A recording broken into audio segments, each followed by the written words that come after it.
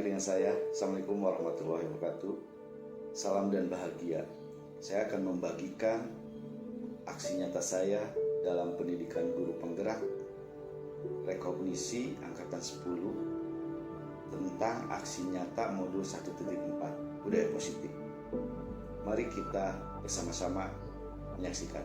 Terima kasih. Assalamualaikum warahmatullahi wabarakatuh.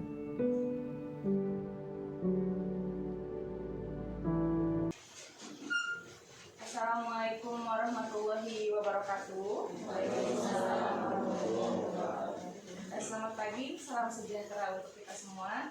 Yang terhormat kepada Kepala STL SD Negeri Pagerian 2, yang terhormat Ibu Regina Stiani SPDGR selaku Ketua Komite Jenis Squad, yang terhormat Bapak Gungun Ahmad Gunari SPD MPDGR selaku narasumber kita hari ini, dan yang terhormat Bapak Ibu Guru SD Negeri Pagerian 2 yang selaku anggota komunitas belajar Jenis Squad SD Negeri Pagerian 2.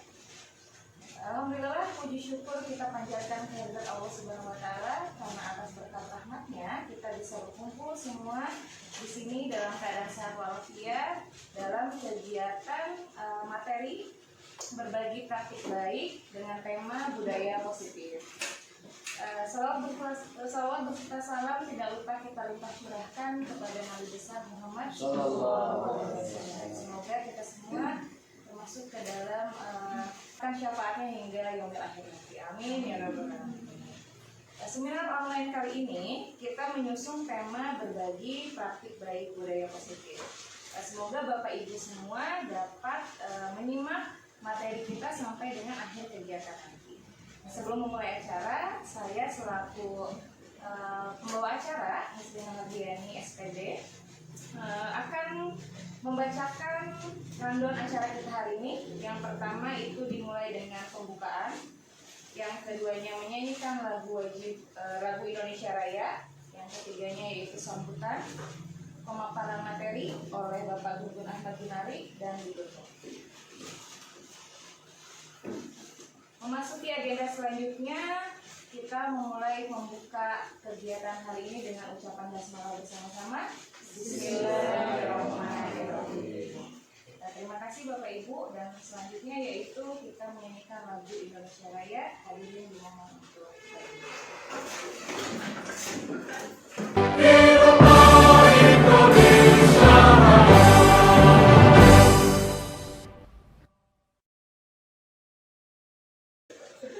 hadirin dimohon untuk duduk kembali.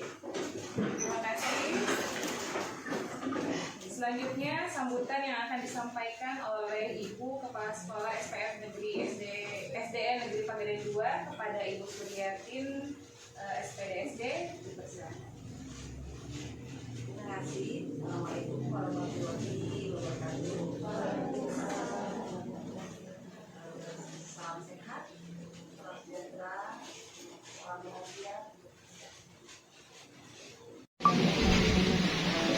Salam sehat, salam sejahtera, dan salam bahagia. Yang Ibu hormati dan banggakan, bukan ini SDN Pagerian 2, terutama hari ini sebagai narasumber itu ke Pak Gungun, kemudian juga kepada Ketua Komber Jenis Squad, dan semoga juga kepada rekan guru SDN Pagerian 2 yang sangat-sangat dibutuhkan untuk sambutan dari Ibu.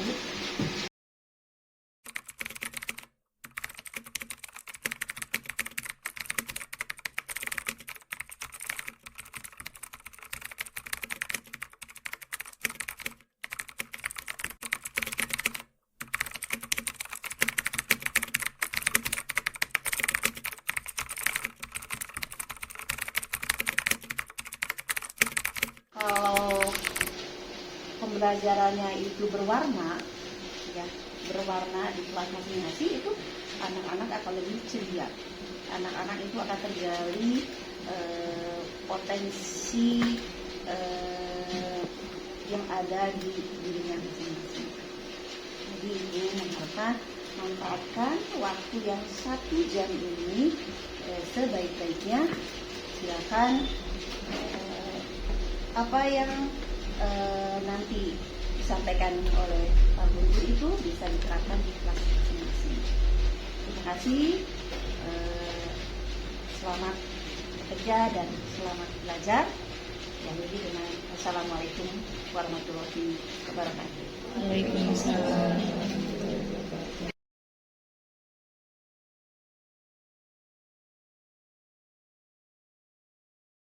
Warna, ya, berwarna di kelas masing-masing itu anak-anak akan lebih ceria. Anak-anak itu akan tergali potensi yang ada di dirinya masing-masing. Jadi ibu manfaatkan waktu yang 1 jam ini sebaik-baiknya. Silakan apa yang nanti disampaikan oleh Ibu itu bisa diterapkan di kelas masing-masing. Terima kasih. Selamat bekerja dan selamat belajar. Jadi dengan Assalamualaikum warahmatullahi wabarakatuh. Terima kasih kami ucapkan kepada Ibu Kepala Sekolah SDN Negeri Pagelaran 2 atas pesan dan semangat positifnya untuk kita semua. Nah Bapak Ibu, selanjutnya kita memasuki acara inti yang sudah kita tunggu-tunggu, yaitu pemaparan materi dari narasumber hebat kita, yaitu Bapak Gun-Gun Ahmad Gunari SPD MPDGR, yang akan membawakan materi mengenai berbagi praktik baik, budaya positif. Mari kita simak bersama-sama dengan hati yang gembira.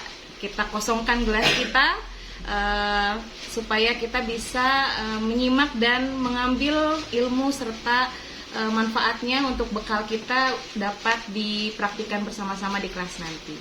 Kepada Bapak Gun-Gun Ahmad Gunari SPD MPDGR, kami persilahkan. Baik, terima kasih kepada moderator.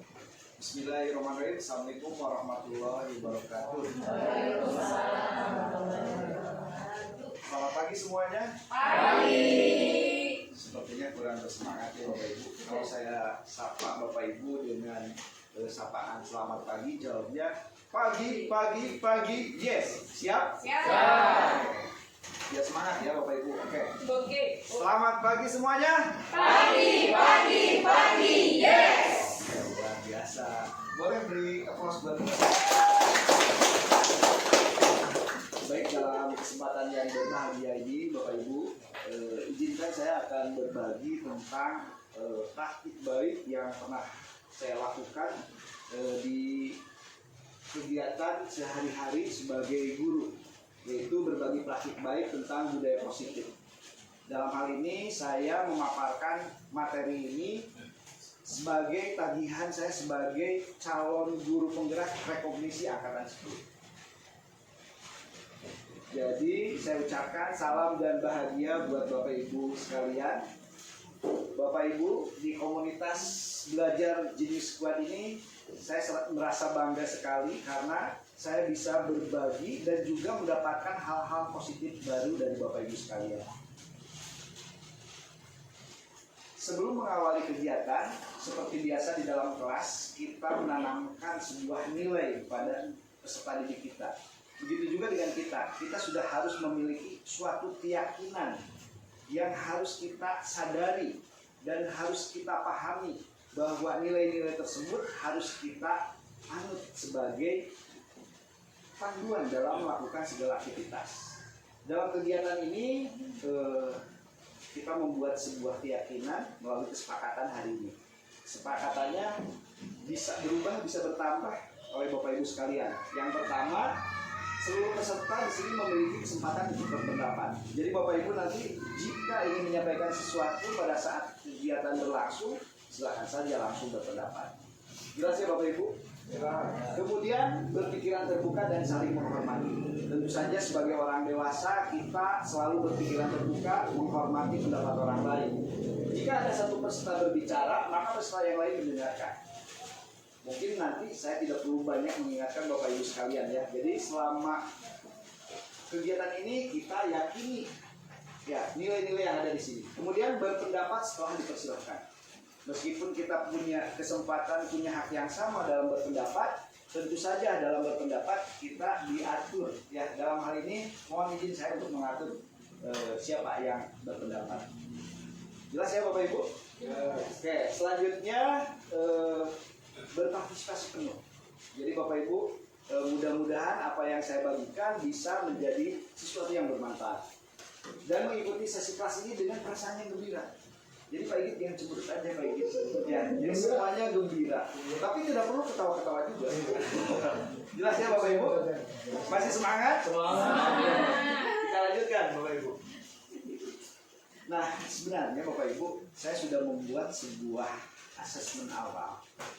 Seperti halnya dalam pembelajaran, sebelum kita mengikuti atau melaksanakan suatu kegiatan, kita harus mengetahui dulu sejauh mana sih pemahaman Bapak Ibu sekalian. Silakan Bapak Ibu bisa akses link ini menggunakan HP ataupun laptop. Ya.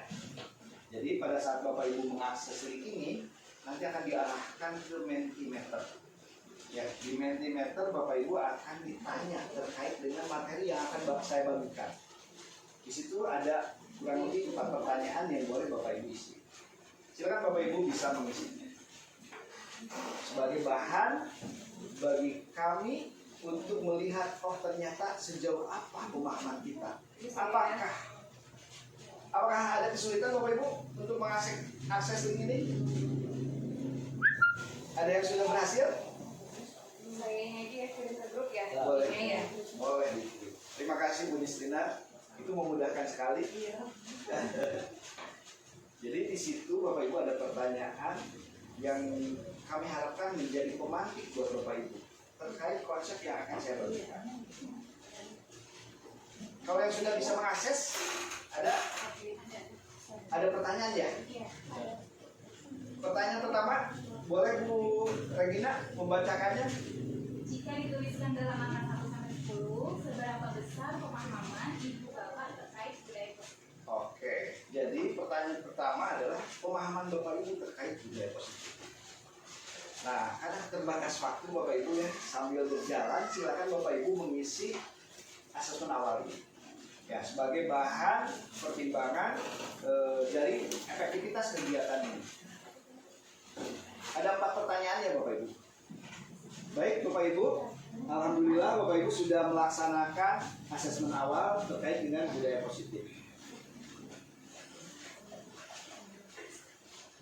Halo. Hai. Ternyata Bapak Ibu begitu seriusnya melaksanakan kegiatan asesmen awal. Ya, saking seriusnya fokus terhadap laptop ataupun gadgetnya ya Bapak Ibu. Nah, disitu luar biasa Bapak Ibu sudah mengisi materi-materi yang harus Bapak Ibu pahami terkait dengan budaya positif. Nah, alhamdulillah di sekolah kita, di komunitas kita, di sini sudah memiliki guru penggerak. Ada Bu Nistina dan Pak Adri, juga ada Bu Regina. Jadi mungkin hal yang akan saya sampaikan kali ini bukanlah hal yang asing buat Bapak Ibu. Ya, di sini kita akan mencoba mindfulness. Ada yang tahu Bapak Ibu mindfulness itu apa? Kesadaran diri. Iya, jadi kita akan membangun kesadaran diri kita. Sesuai dengan keyakinan kelas kita tadi, Bapak Ibu, bahwa kita dalam kegiatan ini semuanya berpartisipasi penuh. Ya, artinya kita secara sadar mengikuti kegiatan ini. Nah, ada cara yang bisa Bapak Ibu lakukan untuk menuju kepada mindfulness itu. Salah satunya adalah teknik stop. Ya, supaya kita nanti teknik stopnya bisa berjalan dengan lancar, saya jelaskan sedikit tentang teknik stop. Stop itu sebenarnya akronim Bapak Ibu. S-nya itu sendiri adalah stop. Kita hentikan dulu semua aktivitas yang ada, pikiran kita semuanya kita jeda, stop dulu. Ya. Kemudian ada T-nya adalah take a breath. Tarik nafas kita, ya. Jadi untuk mengatur ketenangan diri. Kemudian O-nya adalah observe. Ya, jadi observasi itu kita pikirkan hal-hal yang berpengaruh pada kehidupan kita. Kemudian P-nya apa? Ada yang tahu? Pak Azri? P-nya? P-nya bukan positif. Lupa lagi? Lupa ya. Intinya P-nya adalah pembelajaran bagi kita semua. Ya, jadi apa sih yang akan kita dapatkan dari semua teknik ini yang kita lakukan supaya dapat mindfulness? Kita lakukan ya. Dan untuk melakukannya, izinkan saya menyalakan lagu ya. Baik Bapak Ibu sekalian, kita sama-sama lakukan teknik stop bersama-sama. Coba Bapak Ibu, saya minta Bapak Ibu hentikan semua aktivitasnya. Yang megang HP simpan dulu, yang megang gadget simpan dulu. Kita fokuskan menghentikan semua aktivitas untuk apa? Untuk lebih fokus Bapak Ibu. Lupakan dulu masalah-masalah yang ada di dalam diri kita semua. Ya. Kita sama-sama lakukan teknik stop. S yang pertama adalah hentikan semuanya. Boleh Bapak Ibu sambil memejamkan mata Bapak Ibu sekalian. Hentikan semua masalah-masalah yang ada, lupakan terlebih dahulu. Kita tenangkan diri kita, kemudian lakukan langkah kedua. Tarik napas yang dalam Bapak Ibu, dikeluarkan dengan pelan-pelan. Tarik lagi, keluarkan lagi pelan-pelan. Kita lakukan berulang kali, 3 kali Bapak Ibu. Tarik napas lagi, kemudian lepaskan. Bayangkan Bapak Ibu, sekarang Bapak Ibu berada di gurun Sahara. Tidak ada siapapun yang menemani Bapak Ibu sekalian. Apa yang ingin Bapak Ibu lakukan? Apa yang Ibu Bapak pikirkan? Lupakan terlebih dahulu bahwa kita ternyata sekarang berada di gurun Sahara. Dalam waktu yang singkat ternyata Bapak Ibu berada di tengah hutan. Hutan yang sejuk, terdengar suara denyut air, sangat menyegarkan. Sampai saat ini Bapak Ibu, coba kita pikirkan posisi kita sebagai guru, sebagai orang tua. Adakah sesuatu yang harus kita perbaiki? Adakah sesuatu yang harus kita tingkatkan? Mudah-mudahan kita semuanya menyadari apa yang harus dibenahi pada diri kita sendiri. Oke, cukup Bapak Ibu sekalian.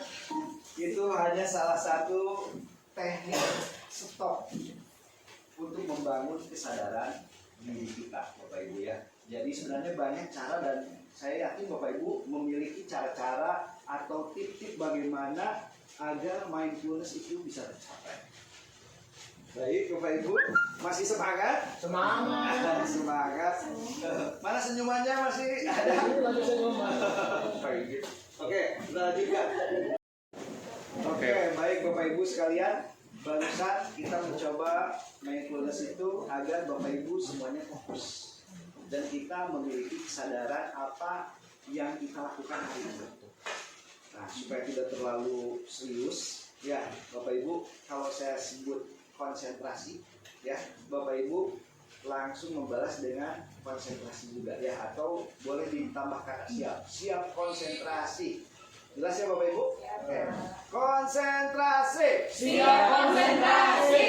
Oke, terima kasih. Baik Bapak Ibu sekalian, hari ini kita masuk pada materi-materi atau konsep-konsep yang ingin saya bagikan kepada Bapak Ibu, di mana materi-materi ini saya dapatkan dalam program pendidikan guru penggerak. Yang pertama ada tentang disiplin positif dan nilai-nilai kebajikan universal. Kemudian ada teori motivasi, hukuman dan penghargaan serta restitusi. Selanjutnya ada keyakinan kelas, kebutuhan dasar manusia dan dunia berkualitas. Kemudian yang sangat penting yaitu restitusi, di mana ada 5 posisi kontrol buruk, dan yang terakhir adalah segitiga restitusi. Barangkali di antara Bapak Ibu sekalian sudah tidak asing dengan istilah-istilah ini. Karena ini sebenarnya konsep-konsep ini bukan hal baru. Semuanya sudah ada. Hanya dikemas dengan istilah-istilah yang mungkin baru bagi Bapak Ibu sekalian. Jadi hari ini kita akan berbicara tentang konsep-konsep budaya positif yang secara garis besar ada di layar ini. Baik Bapak Ibu, perlu saya sampaikan. Jadi dalam program guru penggerak yang pertama adalah paradigma atau pemikiran Ki Hajar Dewantara. Jadi di sini Bapak Ibu untuk menciptakan disiplin positif dan nilai-nilai kebajikan universal, maka yang pertama harus kita lakukan adalah perubahan paradigma, perubahan mindset. Jadi kita harus merubah dulu pola pikir kita. Nah, dalam membangun budaya positif, ya, sekolah dapat menyediakan lingkungan positif, aman dan nyaman agar siswa mampu berpikir, bertindak, dan mencipta dengan merdeka, mandiri, dan bertanggung jawab. Umumnya disiplin sangat berkaitan dengan kontrol guru terhadap siswa. Nah, ini ada kata-kata penting, ya. Ini ada kontrol guru terhadap siswa. Nah, ini menurut Dr. William dalam kontrol teori terdapat beberapa miskonsepsi tentang kontrol. Bapak Ibu jangan terus serius ya. Mohon maaf kalau pelafalan saya ada masalah. Ini sangat sensitif. Jadi kontrol harus pakai R. Berarti ya. Nah, ini ada poin-poin penting. Ada 4 poin penting. Yang pertama adalah ilusi bahwa guru mengontrol siswa. Jadi sebenarnya itu hanya ilusi. Guru bisa mengontrol siswa. Kemudian ilusi bahwa semua penguatan positif, efektif, dan bermanfaat. Itu salah penulisan. Iya.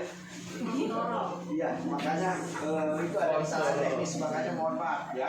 Jadi kemudian ilusi bahwa kritik dan membuat orang merasa bersalah dapat menguatkan karakter. Nah, ini kadang kita harus, tadi mengapa saya mengajak pada mindfulness, karena mungkin kita sebagai orang tua ataupun guru terkadang kita berada di posisi ini membuat orang lain merasa bersalah. Nah, ini penting kami sampaikan. Kemudian ilusi bahwa orang dewasa memiliki hak untuk memaksa. Kadang kita orang dewasa terhadap anak-anak kita bisa seenak, ya, padahal itu nggak bisa, ya. Nah, kenapa? Karena ada hal ini Bapak Ibu. Kenapa Bapak Ibu merasa ada perubahan yang begitu berat di kurikulum sekarang? Karena ada 2 perspektif yang berlawanan. Dulu kita masih menggunakan filsafat behaviorisme atau behaviorisme, di mana teori stimulus dan respon itu menjadi acuannya. Sedangkan di kurikulum sekarang, di kurikulum 2013 dan Merdeka, kita lebih ke filsafatnya adalah humanisme. Ya, humanisme. Di mana humanisme itu teori yang dipakai adalah teori kontrol. Nah, ini bertolak belakang. Kenapa? Karena kalau di kurikulum sebelumnya menggunakan stimulus respon, ada perbedaan perspektif. Yang pertama adalah realitas atau kebutuhan kita sama. Jadi mengapa semua orang itu kebutuhannya sama? Makanya anak diseragamkan, diperlakukan sama. Itu dulu. Jadi semua anak itu sama. Sekarang di seiring perubahan zaman, kita menggunakan teori kontrol. Kita harus menyadari kenyataannya bahwa setiap orang memiliki kebutuhan yang berbeda. Kita saja di sini kebutuhannya berbeda-beda. Begitu juga dengan siswa. Yang kedua, semua orang melihat hal yang sama. Jadi dulu perspektifnya sama. Kalau sekarang bagaimana? Setiap orang memiliki gambaran yang berbeda. Untuk melihat sebuah gelas, apa yang saya lihat dengan Bu Nisrina lihat itu tentu akan berbeda. Berdasarkan apa? Posisinya. Mungkin kalau gelasnya memiliki pegangan, cangklek, kata orang Sunda gitu ya, pegangan, dari sudut Bu Nisrina cangkleknya nggak kelihatan. Melihatnya oh bentuknya itu silinder. Tapi dari saya, karena melihatnya dari angle yang berbeda, dari sudut pandang yang berbeda, oh ini ada pegangannya. Nah, di teori kontrol ini ditekankan bahwa setiap orang memiliki gambaran yang berbeda. Kemudian di stimulus respon, kita mencoba mengubah orang agar berpandangan sama dengan kita. Kadang kita memaksakan perspektif. Bahkan di matematika caranya kita memaksakan dulu. Ya, Kalau kalian menghitung luas lingkaran atau menghitung luas rumusnya harus ini. Kalau nggak pakai rumus ini salah. Itu dulu. Sekarang perspektifnya berbeda. Kita berusaha memahami pandangan orang lain tentang dunia. Bagaimana? Tiba-tiba anak dia bisa mengukur ukuran luasnya itu dengan cara sendiri. Ya, caranya enggak panjang kali lebar. Ya, ternyata dia bisa ada cara lain. Itu kita harus menyadari itu di teori kontrol. Makanya ini perspektifnya berbeda.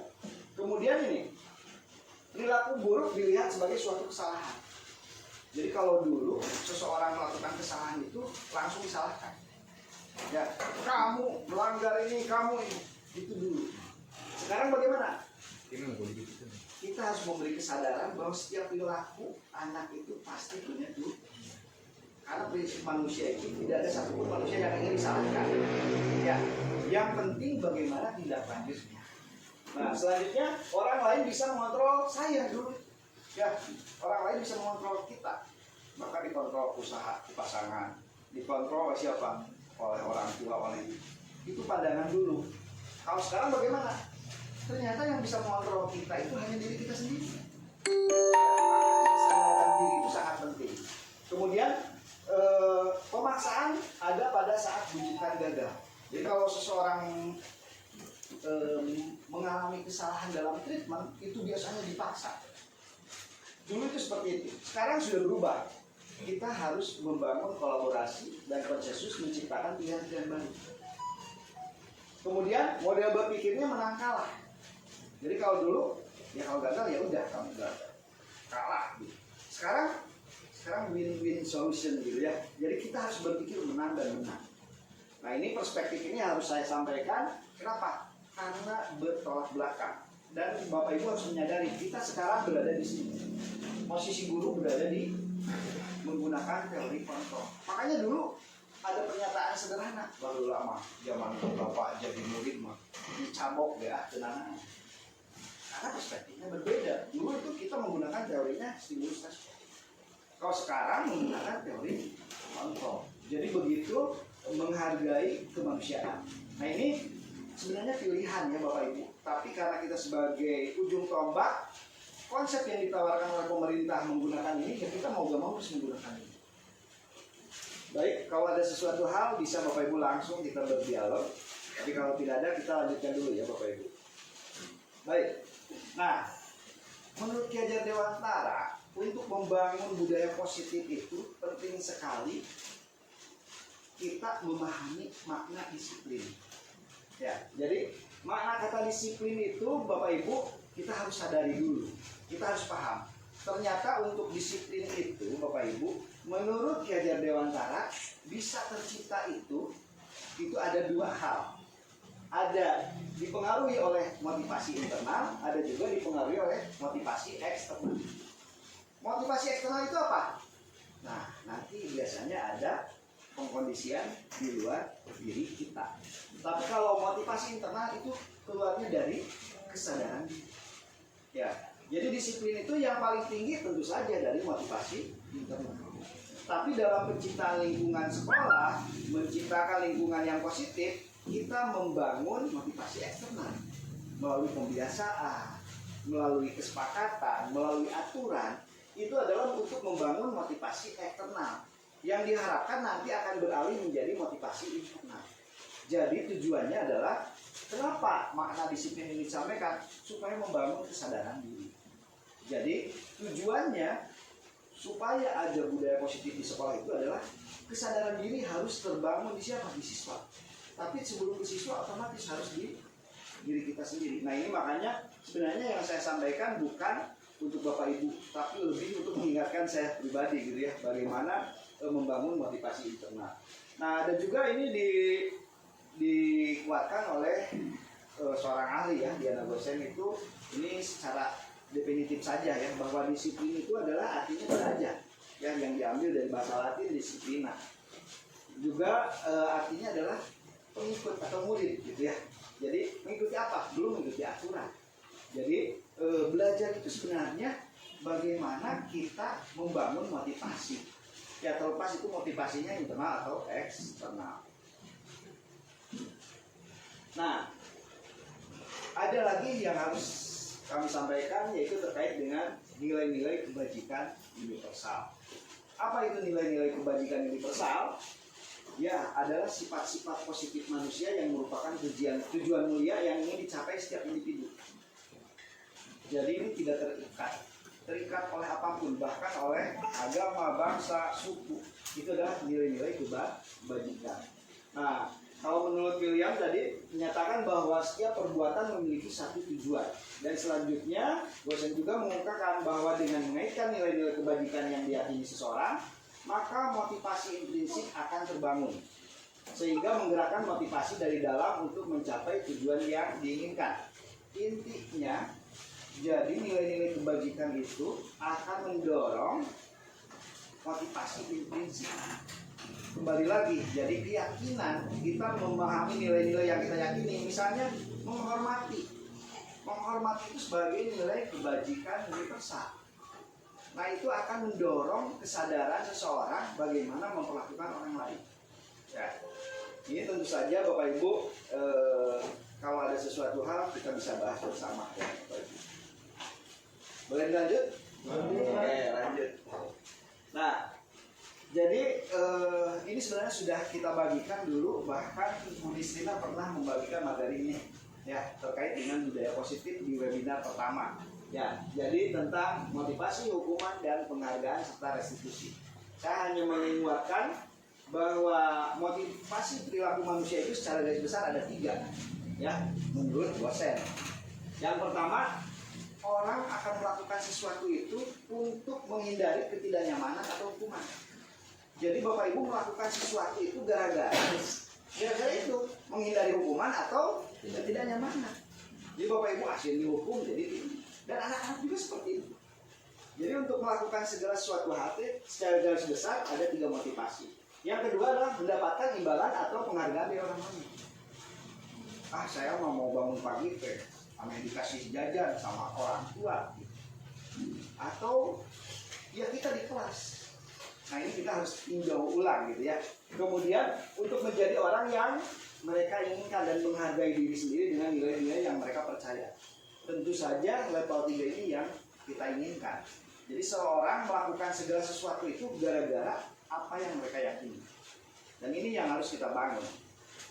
Nah, tujuan disiplin positif adalah untuk menanamkan motivasi kepada semua siswa kita, agar mereka menjadi orang-orang yang mereka inginkan dan menghargai diri sendiri dengan nilai-nilai yang mereka percaya.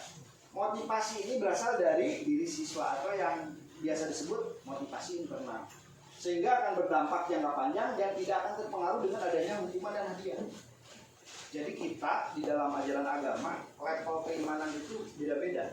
Ada orang yang sholat gara-gara ingin masuk surga, itu masih mengharapkan reward. Ya, itu boleh. Ya, itu masih eksternal. Tapi ya kalau yang internal, level paling tinggi, mencapai apa? Nabdotillah. Nah, kita secara ideal kita ingin menyampaikan itu. Jadi menyampaikan apa? Bahwa orang-orang itu meyakini segala nilai-nilai itu bukan gara-gara pengaruh orang lain, bukan gara-gara ini. Ya, kan idealnya sebagai hamba seperti itu pada Tuhan yang Maha Kuasa, kepada Allah Subhanahu Wa Taala. Nah, dalam hal ini nilai-nilai yang diyakini oleh siswa itu mereka melakukan kedisiplinan, membersihkan kelas bukan karena takut dimarahi guru, bukan karena sebatas jadwal piket, tapi menyadari ternyata kebersihan itu penting.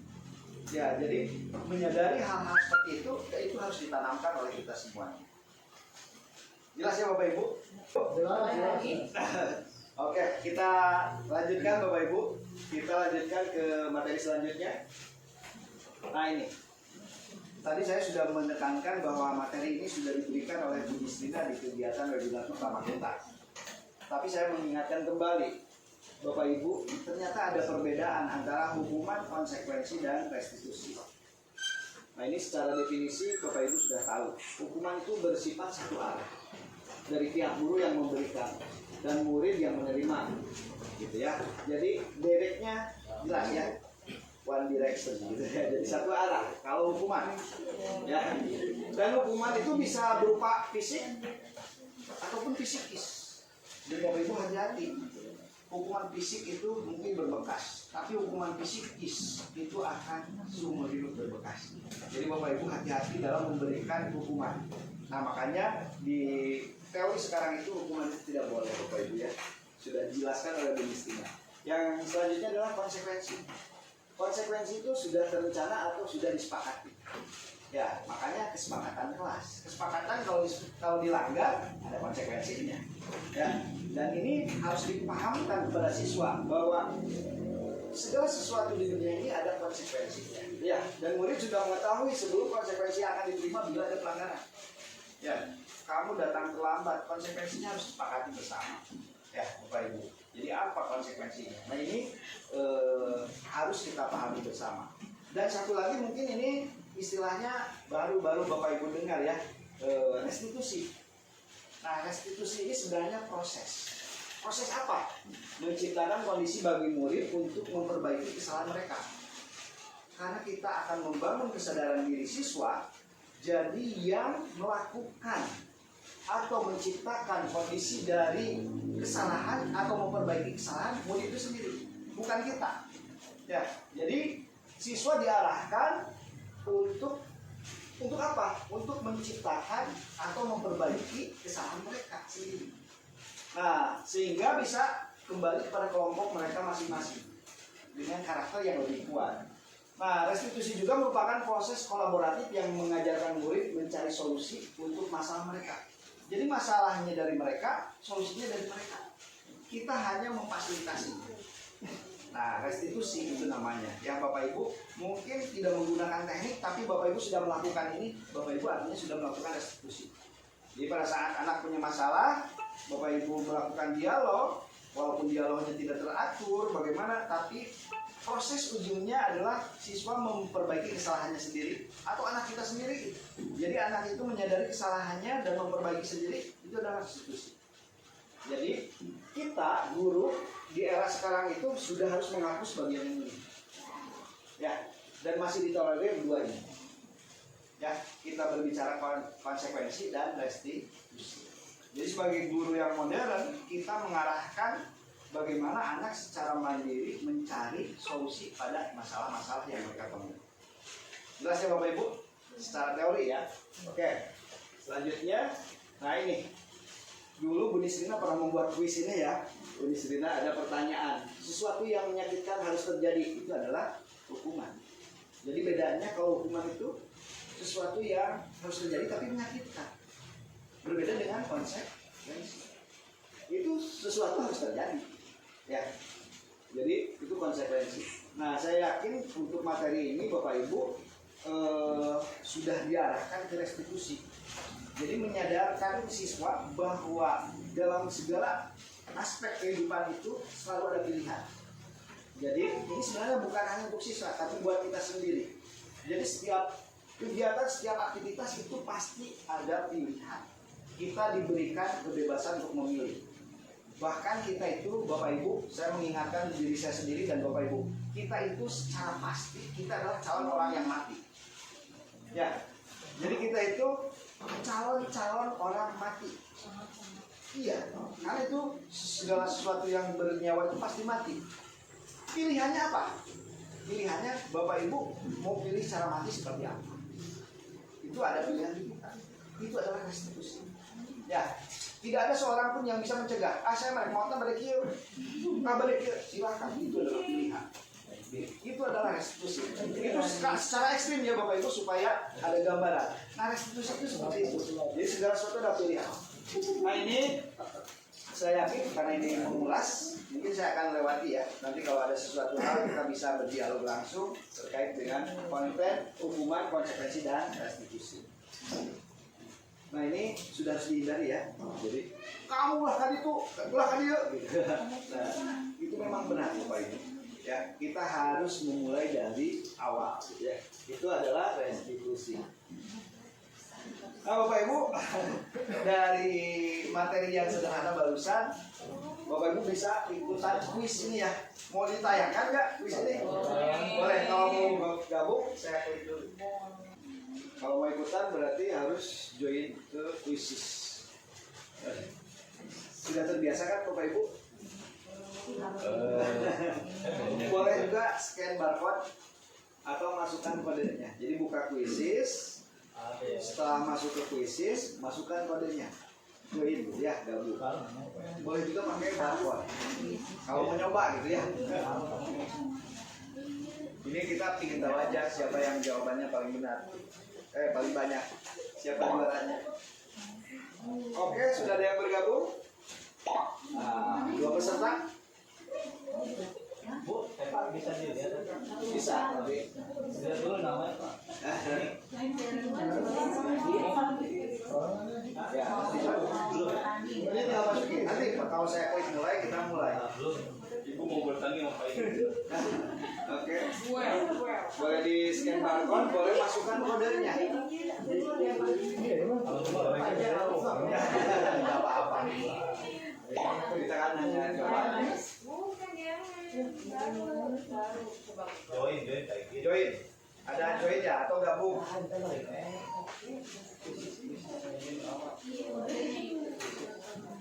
Ada. Nah biasanya kalau anak-anak kita coba pakai Quizzes ini lumayan seru ya Bapak Ibu. Bahkan anak-anak selalu ingin mengulangi gitu ya. Pak saya tadi nggak ikutan, jadi ingin mengulangi lagi.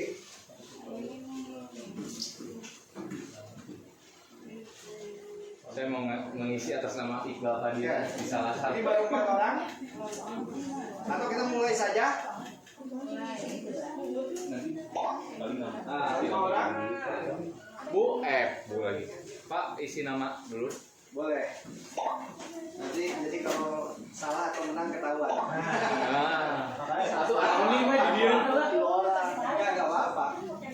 Mulai ini Pak. Seru-seruan. Jangan dulu. 8 orang. Mulai Pak. Siap? Bapak Ibu klik mulai nanti kalau saya klik mulai soalnya akan muncul. Oh di Siap sini ya? ya. Ya. Soalnya di masing-masing Bapak Ibu ya. Ini kecepatan Oh, baru Bapak Ibu 9. dalam menjawab. Siap? Mulai. Siap ya? Oke, udah 10 peserta ya. Oke. Kita mulai. Ayo, siap. 4, 3, 2, 1, mulai.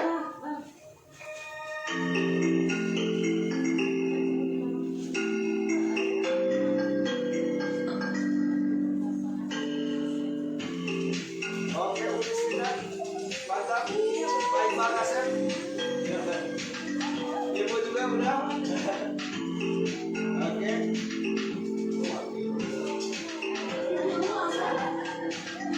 Oke, ranking pertama masih Bunis. Pak Andri, ayo.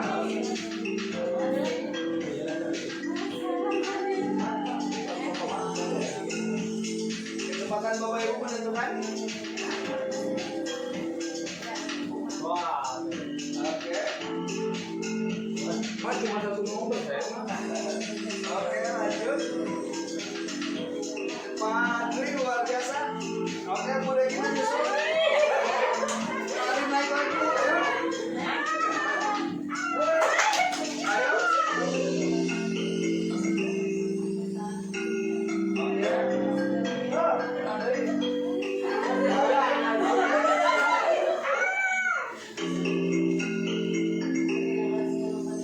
Wah, luar biasa boleh kita naik. Oke, Pak Andri.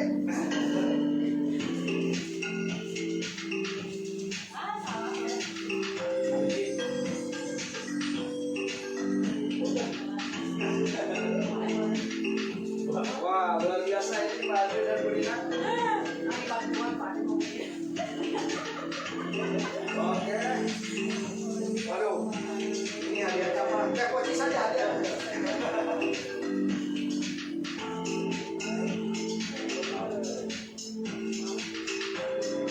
Sudah soal terakhirnya Bapak Ibu?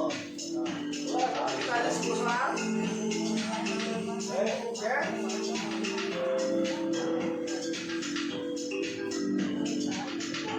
Berapa soal ini Pak? 10 soal. Sudah? Sudah selesai 10 soal? Oke. Kalau sudah saya izin akhiri ya Bapak Ibu. Belum Pak. 2 soal lagi. Oke. Kita lihat.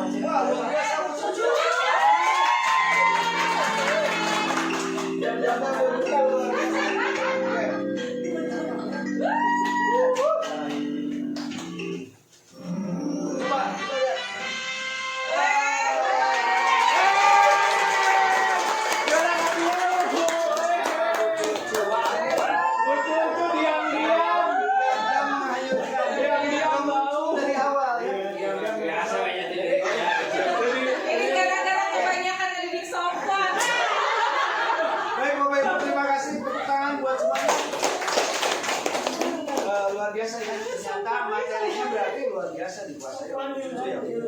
Oke, kita lanjutkan ke slide selanjutnya ya Bapak Ibu. Oke, baik Bapak Ibu. Di awal saya menyampaikan materi tentang keyakinan yang harus kita sepakati.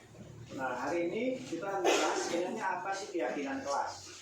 Jadi pembentukan keyakinan kelas bersifat lebih abstrak daripada peraturan yang lebih rinci dan nyata.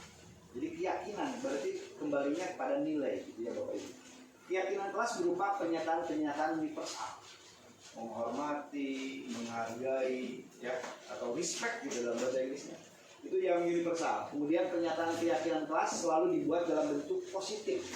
Jadi kalau Bapak Ibu membuat keyakinan kelas, kalimatnya harus positif. Keyakinan kelas harus dibuat tidak terlalu banyak sehingga mudah diingat dan dipahami oleh semua anggota kelas. Jangan banyak-banyak keyakinan kelas itu ya Bapak Ibu. 5 gitu ya. Untuk kelas bawah 3, tapi itu diimplementasikan. Ya. Jadi menghormati misalnya. Oh, kamu menghormati orang lain itu seperti apa?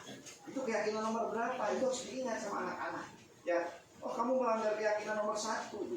Nah, kemudian keyakinan kelas hendaknya sesuatu yang dapat diterapkan di lingkungan itu. Nah, itu poin yang penting. Jadi jangan membuat keyakinan yang susah untuk diterapkan. Kemudian semua anggota kelas hendaknya ikut berkontribusi dalam pembuatan keyakinan kelas melalui kegiatan surah pendapat. Jadi Bapak Ibu bukan Bapak Ibu yang menentukan, tapi dengan anak-anak diajak berkolaborasi. Jadi supaya apa? Supaya kesadarannya terbangun. Selanjutnya Bapak Ibu, semua anggota kelas bersedia meninjau kembali keyakinan kelas dari waktu ke waktu. Jadi kita ajak ngobrol, gimana sih keyakinan kelas nomor 1 itu, gimana kamu? Jadi inilah bagaimana kita membangun budaya positif secara sederhana, yaitu melalui keyakinan kelas.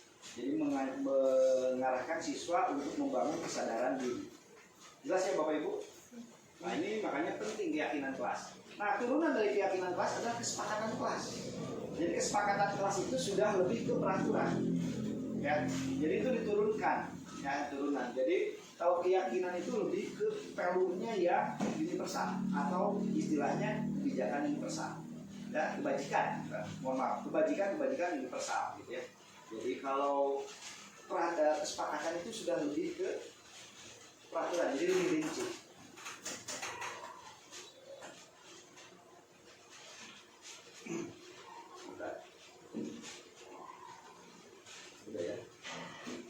Nah, bagaimana langkah-langkahnya dalam pembentukan keyakinan kelas? Yang pertama adalah memberi kesempatan kepada semua siswa untuk berpendapat tentang peraturan yang perlu disepakati di kelas. Jadi diajak. Ini biasanya di awal-awal tahun ajaran, ya, karena kita akan masuk ke tahun ajaran baru. Nah ini upayakan siswa diajak untuk membahas ini. Kemudian mencatat semua masukan siswa di papan tulis atau di kertas besar sehingga semua siswa bisa melihatnya. Jadi masukan dari siswa, kamu di kelas ini mau seperti apa, itu dicatat. Kemudian menyusun keyakinan kelas sesuai prosedur pembentukan keyakinan kelas. Ubahlah kalimat negatif menjadi kalimat positif. Contohnya, jangan berlari di kelas menjadi berjalan di kelas. Ya, jadi di kelas itu lompatan. Ya, kenapa? Karena itu jadi keyakinan kelas kita. Kamu di kelas kenapa lari-lari gitu ya? Itu keyakinan kelas kita kan apa? Di kelas harus berjalan. Atau ini untuk kelas-kelas bawah terutama ya. Kemudian meninjau kembali daftar pendapat yang telah dicatat. Kemudian mengajak siswa untuk mencari nilai kebajikan atau keyakinan yang menjadi inti peraturan tersebut. Jadi kita arahkan itu di situ ya. Jadi sebenarnya kalau berbicara sopan, kemudian tidak mengganggu orang lain, itu kan keyakinannya ditarik apa? Misalnya respect gitu ya, atau menghormati. Oh, itu keyakinannya adalah menghormati. Nanti turunan-turunannya ada. Jelas ya Bapak Ibu? Oke, kita lanjutkan. Nah, langkah-langkah selanjutnya adalah meninjau ulang keyakinan kelas secara bersama-sama. Jadi ini harus direview terus. Hendaknya keyakinan kelas tidak terlalu banyak agar mudah diingat. Itu tadi ya. Jadi misalnya 3 keyakinan kelas tapi dilaksanakan. Kita harus selalu mengingatkan. Setelah keyakinan kelas selesai dibuat, maka semua anggota kelas dapat meninjau ulang dan menyetujui dengan menandatanganinya. Boleh secara tertulis. Jadi kalian semua sudah meyakininya. Akhirnya ditulis, ya, didokumentasikan, ada tanda tangannya semuanya. Oh, ini kan sudah disepakati oleh bersama. Akhirnya Bapak Ibu prakteknya nanti membuat keyakinan kelas. Ya, membuat keyakinan kelas ditandatangani oleh semua siswa. Jadi pada saat melakukan kesalahan, mereka disadarkannya dengan nilai-nilai atau keyakinan yang sudah mereka sepakati sendiri. Jelas ya Bapak Ibu? Dan ini tentu saja ditempel, gitu ya, ditempel untuk pengingat. Baik Bapak Ibu sekalian, kita lanjutkan. Ini contoh-contohnya. Tadi nilai-nilainya kan itu hormat. Hormat itu kami meyakini bahwa sangat penting untuk menghormati semua orang dan barang milik orang lain. Ya, jadi kalau ada yang mencuri ini berarti hormat dilanggar. Ya, kemudian untuk bekerja misalnya jadi effort, itu menanamkan jiwa selalu kerja keras. Kami meyakini bahwa sangat penting untuk mengerjakan segala pekerjaan atau kegiatan yang telah ditugaskan.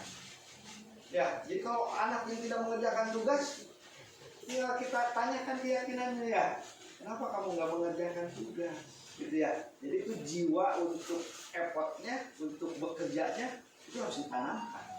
Kemudian diterima dan dimiliki. Nah ini juga ada, terutama di kelas bawah, love and belonging, nanti kita bahas itu ya. Jadi kami yakin bahwa sangat penting untuk merasa diterima pada suatu kelompok dan saling peduli satu dengan orang yang lain. Jadi nggak ada nanti anak, saya mah nggak mau kelompok dengan itu, saya mah nggak mau barengan duduk sama si A, si B. Kenapa? Karena kita tanamkan tentang diterima dan dimiliki, gitu ya. Jadi bagaimana kita diterima, bagaimana kita dimiliki itu kebutuhan kita sebagai manusia ya. Nah ini ternyata kita sepakat, oh ini harus diyakini, jadi keyakinan kelas. Cukup 3 misalnya, 2, tetapi dilaksanakan. Insya Allah dengan kita fokus seperti ini, kita akan terbiasa membangun budaya positif. Nah ini juga sama, ya setiap anggota kelas perlu belajar. Ini silakan gitu ya Bapak Ibu. Yang penting tadi nilai-nilainya ini harus jelas, karena Bapak Ibu yang akan menariknya, gitu ya. Jadi ke kebajikan universal. Jelas ya Bapak Ibu? Ya, kita lanjutkan. Nah ini contohnya sudah saya bagikan ya. Karena waktu itu aksi nyata saya pertama di PMM adalah membuat keyakinan kelas. Jadi kalau, dan alhamdulillah sudah dapat sertifikat di PMM-nya ya. Nah bagaimana hasilnya ini bisa dilihat.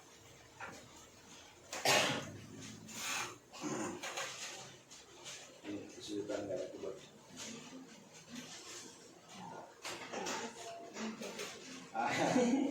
Di PMM Bapak Ibu bisa melihat ya, karena ini sebenarnya sudah dikomentari oleh Bapak Ibu sekalian, dan ini harus masuk dulu.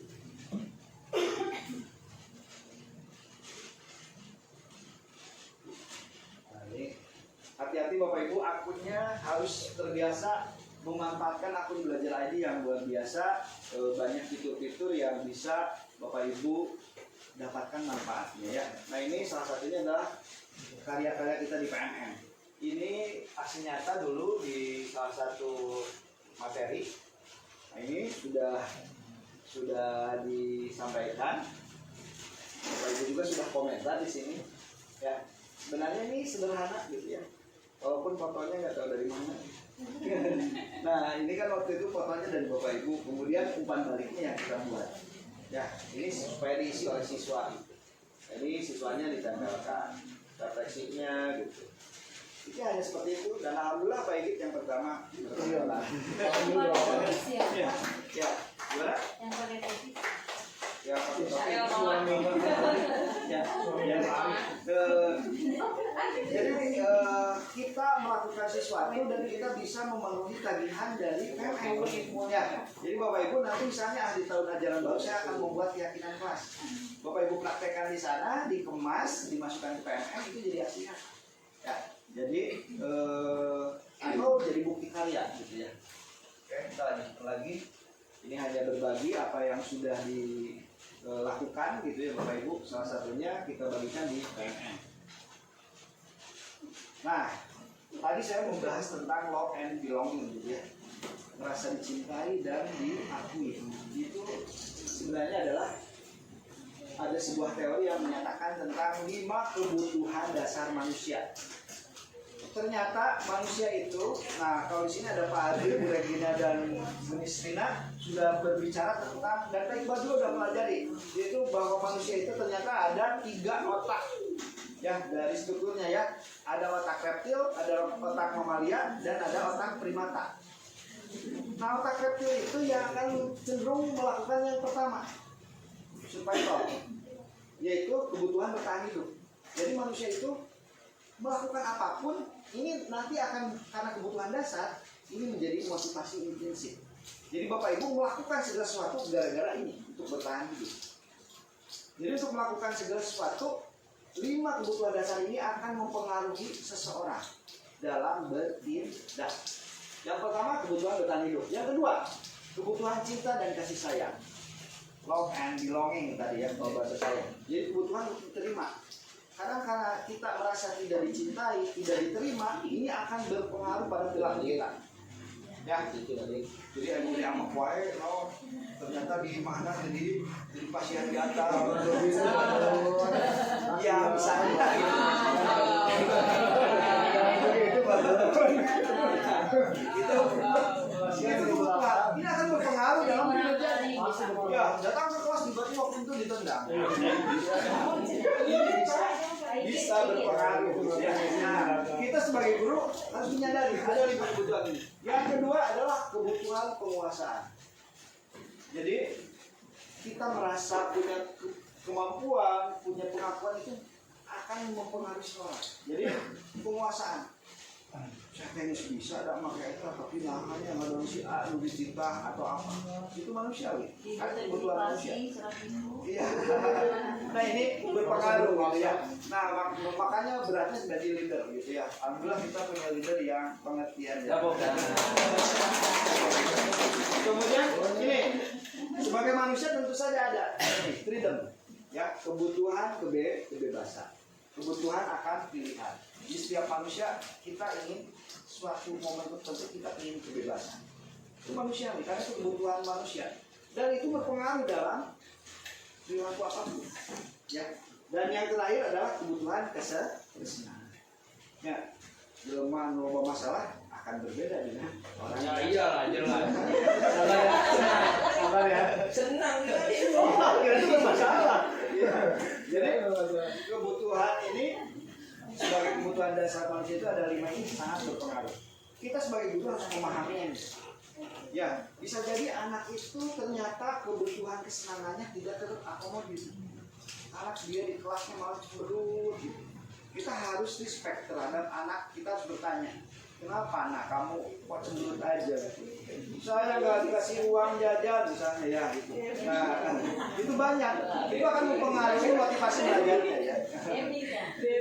Ya banyak hal gitu ya. Nah ini kita harus memahami itu. Jelas ya Bapak Ibu? Oke, kita lanjutkan. Nah ini kita main game lagi ya Bapak Ibu supaya gak jenuh karena siang. Kita mainnya di sini aja ya, bonus dulu ya, supaya gak usah buka-buka HP.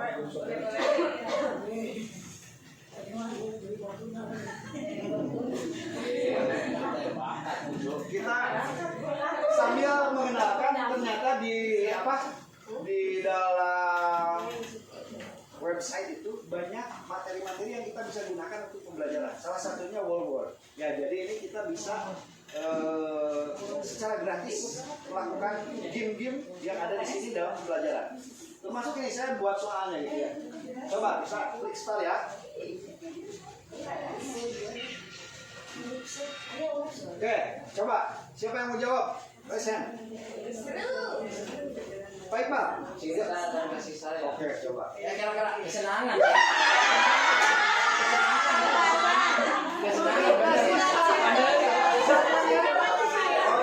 siap. Dagingnya dikurangi, dagingnya dikurangi. Oke, siapa sekarang yang mau jawab? Bu Cucu. Bu Cucu ini apa jawabannya Bu Cucu? Sopan. Sopan, ini mas sopan.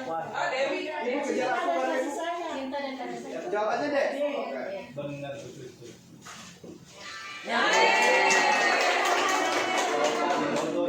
Coba. Kalau ini siapa nih yang mau jawab? Pak Adri boleh. Aku hebat kan? bisa bikin ibu guru kejar aku. Dodol. Apa? Dodol. Oke.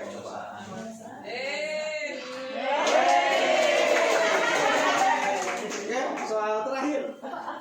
Baik. Boleh Baik. Oke.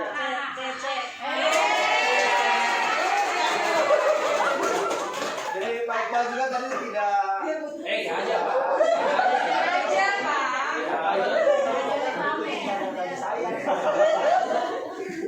Ya, baik. Karena Terima kasih. pura-pura bodoh di depan orang pintar itu seru ya. Beri aplaus buat kita semua. Kita lanjutkan ya.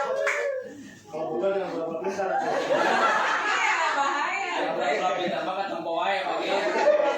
Pintar pura-pura bodoh. Oke, kita lanjutkan Bapak Ibu. Lanjut sedikit lagi. Nah, ini satu konsep yang harus saya sampaikan juga terkait dengan budaya positif, yaitu restitusi. Restitusi tadi di awal sudah saya sampaikan bahwa sebenarnya proses. Ya, proses dalam hal apa? Menciptakan kondisi bagi murid untuk memperbaiki kesalahan mereka. Atau bagaimana murid menyadari kesalahan, mencari solusinya secara mandiri. Jadi bukan kita yang memberi solusi, tapi mereka sendiri yang mencari solusi dan mereka sendiri yang berkomitmen. Itu adalah restitusi. Nah, untuk melakukannya Bapak Ibu harus tahu dulu ada 5 posisi kontrol guru. Nah, guru itu terkadang ada di 5 posisi ini. Dan kita juga sebagai orang tua kadang berada di 5 posisi ini. Jadi ini memberikan kesadaran buat saya sendiri dan juga buat Bapak Ibu sekalian. Kita pada pertama ada posisi sebagai penghukum. Ya, guru yang menerapkan posisi penghukum akan berkata, patuhi aturan saya atau awas. Atau kamu selalu saja salah. Atau pasti selalu yang terakhir selesainya. Mana mah panori gitu. Ya, itu adalah penghukum. Ya, betul kayak gitu. Nadanya seperti itu. Nadanya sudah tinggi. Kadang bahasa tubuhnya sambil gitu. Sambil merotot dan Ada di saya semua ini. Karena saya tinggi. Nah, 5 posisi kontrol ini kita semuanya pasti mengalami. Bapak guru hebat. Ya, sebagai guru, sebagai orang tua, kita pasti mengalami semua posisinya. Ya, ada posisi penghukum yang pertama. Yang kedua adalah ini, membuat merasa bersalah. Jadi kata-kata yang keluar dengan lembut seperti ini, ibu sangat kecewa sekali dengan kamu. Itu akan membuat anak merasa bersalah. Berapa kali bapak harus memberitahu kamu ya? Dan tanpa sadar kita ke anak kita sendiri kadang seperti itu. Hati-hati Bapak Ibu. Itu adalah posisi membuat merasa bersalah. Kemudian gimana coba kalau orang tua kamu tahu kamu berbuat begini? Gimana coba? Nah, Orang tua. ya, betul. Nadanya seperti itu. Ada memelas, harus sedih. Seperti kayak Budi Sinap dulu. Ya. Dan biasanya memang merapat pada anak. Gimana coba kalau orang tua kamu tahu? Ya. Itu akan membuat anak merasa bersalah. Hati-hati Bapak Ibu ya. Dan ini konon efeknya lebih berbahaya dari penghukum. Ya, karena ini berjangka panjang. Jadi walaupun lebih memelas, lebih nadanya tidak terlalu keras, tapi ini lebih berbekas pada anak. Ini secara psikologis, hati-hati Bapak Ibu ya. Nah, 2 yang barusan itu guru dilarang. Bapak Ibu ingat nih. 2 yang barusan itu sebagai penghukum dan pembuat bersalah itu sekarang itu sudah dilarang. Harus dihindari bahasanya. Ya, harus dihindari. Tapi kita kadang memang ada di posisi ini loh. Ya, tapi ini harus dihindari. Bapak Ibu jangan sampai menjadi penghukum atau membuat rasa bersalah. Oke, selanjutnya ini.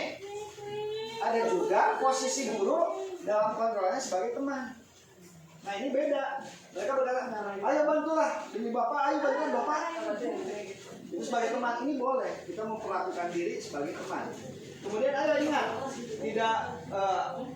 ingat tidak bantuan bapak selama ini. Saya mau dibantuan bu bapak, gitu kan? Ya gitu. Ya sudah kali ini tidak apa-apa. Nanti ibu bantu bereskan. Ini memperlakukan anak sebagai teman. Ini boleh. Jadi kita sebagai guru sekarang itu kan beralih menjadi fasilitator ya. Guru itu sebagai fasilitator, memfasilitasi anak. Salah satu posisi yang diperbolehkan adalah sebagai teman. Nah, nada suaranya ramah, akrab, bercanda, bahasa tubuhnya merapat pada murid. Ya, senyum gitu ya. Apa saya? Ya. Ini mudah tapi memang berat dalam implementasinya ya Bapak Ibu. Oke. Ya. Oke, ini sebagai teman. Posisi yang keempat Bapak Ibu sebagai pemantau. Kalau pemantau ini pertanyaan yang diajukan biasanya peraturannya apa? Gitu ya. Apa yang telah kamu lakukan? Sanksi atau konsekuensinya apa? Inilah pemantau. Guru boleh di posisi teman atau pemantau. Ya. Jadi nada suaranya datar, bahasanya lebih formal, ini lebih serius. Kamu berbuat seperti itu, konsekuensinya kan kamu sudah tahu ya, kayak gitu ya. Saya mau sekolah, sakit. Ya, ini enggak seperti itu juga kali ya. Ini sebenarnya hanya menunjukkan bahwa orang yang di posisi pemantau itu lebih formal. Ya, jadi lebih formal. Jadi konsekuensinya apa? Biasanya ibu kepala yang seperti itu gitu ya. Nah, jadi posisinya pemantau. Ibu banget ini, ibu banget ya. Ibu tentang restitusi gimana? Dan yang harus kita kejar adalah posisi terakhir. Kita itu sebagai guru harus ada di posisi sebagai manajer. Bagaimana menjadi seorang manajer? Yang berkata pasti diarahkan kepada keyakinan kelas. Jadi apa yang kita yakini nak? Gitu ya. Kan kita punya 3 keyakinan, gitu ya. Apakah kamu meyakininya, gitu ya? Jika kamu meyakininya, apakah kamu bersedia memperbaikinya? Jadi mengarahkan anak mencari solusi sendiri. Jadi kita menggiring, karena manajer di sini adalah menggiring bagaimana anak mencari solusi sendiri, menyelesaikan masalah sendiri. Jadi begini, jika kamu memperbaiki ini, hal ini menunjukkan apa tentang dirimu? Itu juga membangun kepercayaan diri pada anak, ya. Apa rencana kamu untuk memperbaiki hal ini? Jadi akhirnya ditanya anak, gitu. Ya Pak, saya tahu salah. Oke, gimana kamu cara memperbaikinya? Jadi bukan oleh kita kadang merasa greget atau enggak sabaran. Ya udah, kamu gini aja. Nah itu kita harus hindari. Ya, kenapa? Kita bukan tadi karena perspektifnya udah beda ya, bukan behaviorism, ya. Tapi kita sudah ke teori kontrol. Jadi silakan anak supaya memperbaiki. Dengan tujuan apa? Supaya kesadaran internalnya tumbuh. Ini 5 posisi ini selalu kita hadapi dan ini susah untuk dipraktekannya. Tapi mudah-mudahan kita punya kekuatan untuk mempraktekkan ini ya Bapak Ibu. Jelas ya Bapak Ibu? Oke. Ada teknik khusus untuk melakukan restitusi. Ya, namanya segitiga restitusi. Jadi segitiga restitusi itu merupakan teknik bagaimana kita menerapkan restitusi. Jadi prosesnya supaya bisa berjalan sesuai, maka kita harus mengikuti langkah-langkah ini. Langkah pertama adalah menstabilkan identitas, ya, stabilis the identity, gitu ya. Jadi kita menstabilkan identitas dulu. Kita semua akan melakukan hal yang terbaik yang bisa kita lakukan. Jadi gak apa-apa kamu berlaku seperti itu. Ya, setiap orang semua pernah melakukan kesalahan. Ya, jadi itu menstabilkan identitas. Yang terbaik adalah kamu memahami apa yang kamu lakukan, misalnya seperti itu ya. Kemudian nanti divalidasi. Validasi tindakan yang salah. Jadi semua perilaku memiliki alasan. Dan yang terakhir adalah menanyakan keyakinan kelas. Jika tahapan semuanya dilaksanakan, maka Bapak Ibu sudah melakukan kegiatan segitiga restitusi. Kalau ditampilkan dalam bentuk grafis seperti ini Bapak Ibu. Jadi segitiga restitusi ini ada 3 tahapan tadi. Yang pertama apa? Menstabilkan dulu ya, menstabilkan identitasnya. Jadi nanti identitasnya jangan sampai jangan sampai motivasinya hilang, malah dia tidak percaya diri.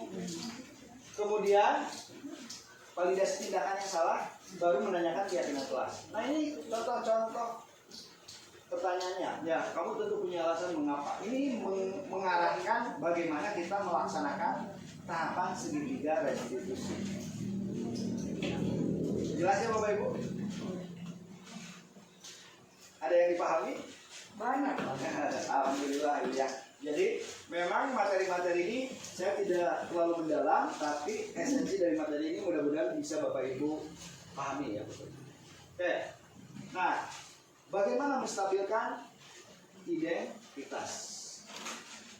Ini salah satu kalimat yang bisa digunakan. Ya, tidak ada manusia yang sempurna. Saya juga pernah melakukan kesalahan seperti ini. Kita bisa menyelesaikan ini. Bapak Ibu tidak tertarik mencari siapa yang salah. Jadi kita bukan mencari yang salah. Ya, tapi bagaimana menyadarkan anak bahwa anak itu mau berbuat kesalahan itu harus bagaimana? Gitu ya. Jadi ini adalah menstabilkan identitas. Ini kata-kata atau kalimat-kalimat ini bisa digunakan. Gitu ya. Selanjutnya untuk tahapan validasi tindakan yang salah. Padahal kamu bisa melakukan yang lebih buruk dari ini ya. Gitu. Nah ini sebenarnya ini bukan hanya untuk siswa. Ini untuk diri kita sendiri, untuk anak-anak kita. Ini bisa dilakukan segitiga restitusi. Jadi bagaimana kesadaran itu supaya tumbuh. Kamu boleh mempertahankan sikap itu, tapi kamu harus menambahkan sikap yang baru.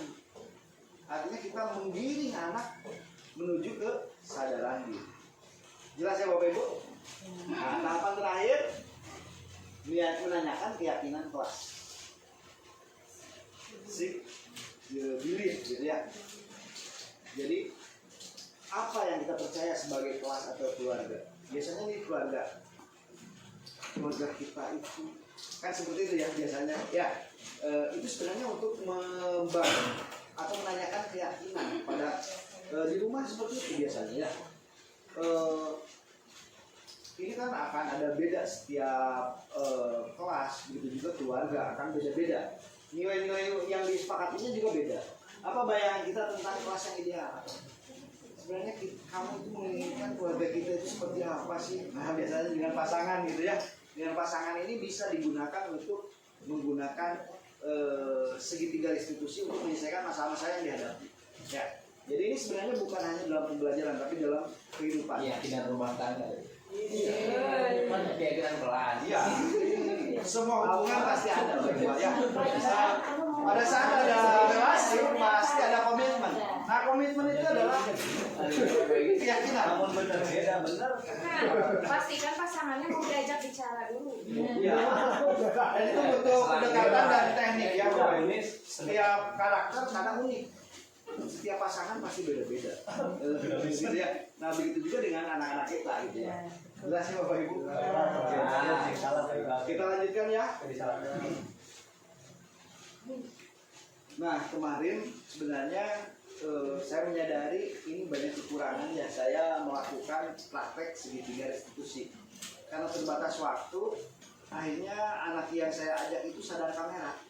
Ya sadar kamera. Jadi kita lihatnya malah ke depan gitu, nggak dialog gitu ya. Tapi ini karena terus terang hanya untuk memenuhi, akhirnya karena dudetnya yang begitu cepat, akhirnya saya tidak maksimal. Saya mengakui gitu ya. Nah inilah hasilnya ya Bapak Ibu. Sudah lihat. Sudah lihat ya? Yang acting kemarin itu ya Pak? Iya. Jadi ini sebenarnya kalau dikondisikan kita bisa lebih maksimal.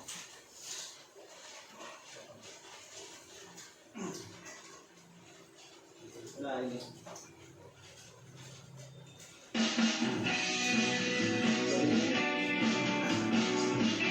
banyak salah apa?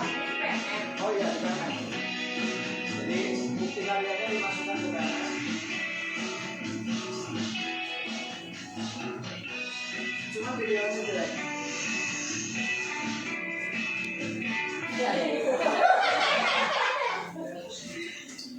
Nah ini mohon maaf auto-tag-nya pakai AI jadi banyak tag yang salah. Nah berpelaksanaan. Salah satu upaya untuk mencapai hal tersebut adalah dengan melaksanakan restitusi. Di antaranya adalah segitiga restitusi. Saya adalah ibu tangan binari. Ini binari. Coba bagaimana Rekomendasi, rekomendasi. Kalau pakai AI, kamu coba AI yang ada di CapCut. Di kamar ini. Langsung newak, udah newak. Halo, ya, terima kasih sudah mau bertemu Bapak hari ini. Bapak tahu Satu tiket.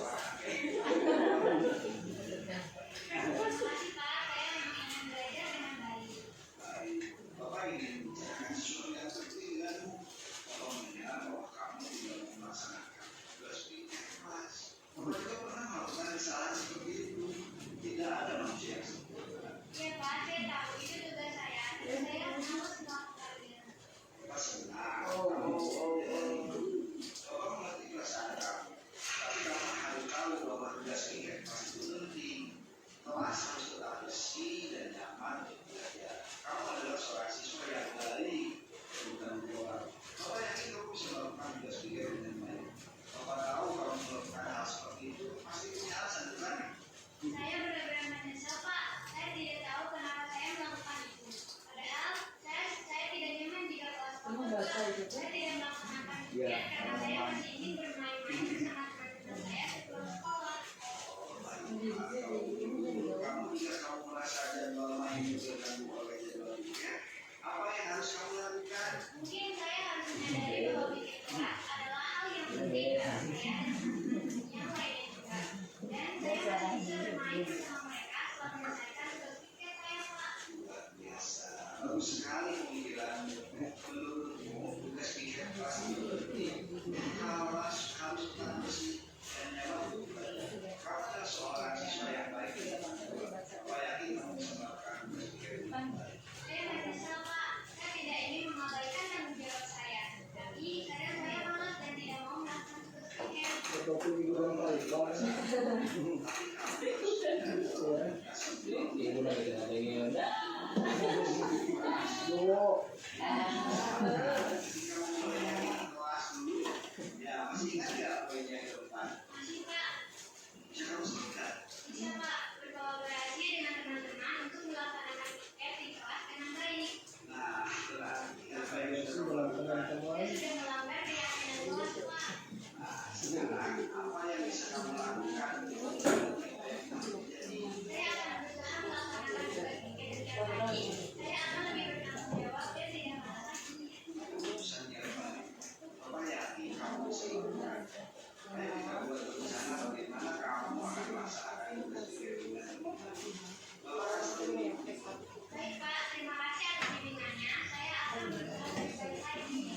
Oke, jelas ya Bapak Ibu?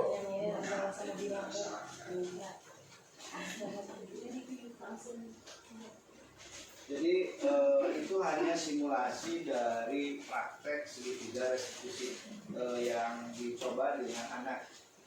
Dari segi alur mungkin alhamdulillah bisa mengikuti teori yang ada di segitiga restitusi. Mungkin dari segi videonya memang kurang natural karena memang kondisinya ya Bapak Ibu. Nah, tapi yang penting Bapak Ibu sebenarnya Bapak Ibu bisa melakukan ini secara spontan dalam tindakan sehari-hari. Pada saat Bapak Ibu bertemu dengan kasus-kasus yang mungkin bisa jadi oleh Bapak Ibu sekalian dianggap hal sepele, tapi itu sangat berdampak pada masa depan anak-anak kita. Dan itu harus dilakukan, tidak ada istilahnya kasus besar atau kasus kecil. Semua kasus harus diberi tindakan yang benar, gitu ya. Jadi Bapak Ibu mudah-mudahan dari gambaran ini bisa ada tahapan-tahapan yang harus Bapak Ibu lakukan sesuai dengan konsep segitiga restitusi. Jelas ya Bapak Ibu? Oke, bisa dilanjutkan ya? Oke, kalau gitu. Nah, Bapak Ibu, sebenarnya materi yang saya sampaikan hanya itu. Sebelum diakhiri, saya minta Bapak Ibu melakukan refleksi yang akan diarahkan ke Padlet. Jadi Bapak Ibu boleh diisi sekarang ataupun nanti. Yang penting Bapak Ibu bisa akses di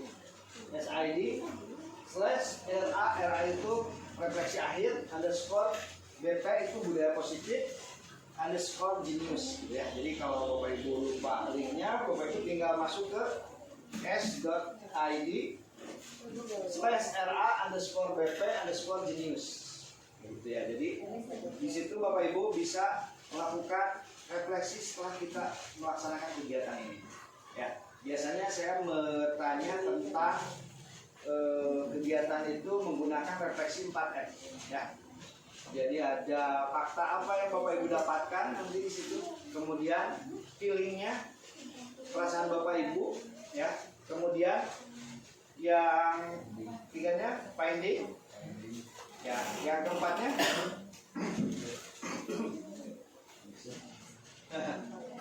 ya, kemudian pembelajaran apa yang Bapak Ibu dapatkan gitu ya. Jelas ya Bapak Ibu? Baik Bapak Ibu, terima kasih telah hadir dalam berbagi praktik baik kali ini. Tentu saja dalam penyampaian konsep-konsep terkait dengan budaya positif ini banyak hal-hal yang masih banyak kekurangan yang harus saya tingkatkan. Mohon ada umpan balik dari Bapak Ibu sekalian. Begitu juga sebagai manusia saya tidak lepas dari kesalahan, kehilapan. Mohon maaf jika dalam penyampaian kegiatan ini banyak hal-hal yang tanpa saya sadari ternyata menyinggung Bapak Ibu sekalian. Mudah-mudahan Bapak Ibu maafkan, itu mutlak tidak ada niat apapun dari saya pribadi. Kalaupun ada hal yang benar, tentu saja itu mutlak dari bantuan Allah Subhanahu wa Ta'ala. Izin mengakhiri kegiatan ini, kita tutup dengan doa. Mohon Bu Noneng membacakan doa akhir majelis. Ya, kita akhiri dulu dengan bacaan hamdalah. Alhamdulillahirobbilalamin. Assalamualaikum warahmatullahi wabarakatuh. Terima kasih kepada Pak Gun yang telah memberikan praktik baik. Semoga apa yang sudah diberikan bermanfaat bagi kita semua dan bagi para pendidik. Pengetahuan dan mudah-mudahan Allah beserta kita semua dan keberkahan Allah ada pada kita semua. Amin ya Allah ya rabbal alamin. Ayo kita akhiri dengan ucapan dan doa akhir majelis. Bismillahirrahmanirrahim. Subhanakallahumma wa bihamdika asyhadu an la ilaha illa anta astaghfiruka wa atubu ilaik. Assalamualaikum warahmatullahi wabarakatuh.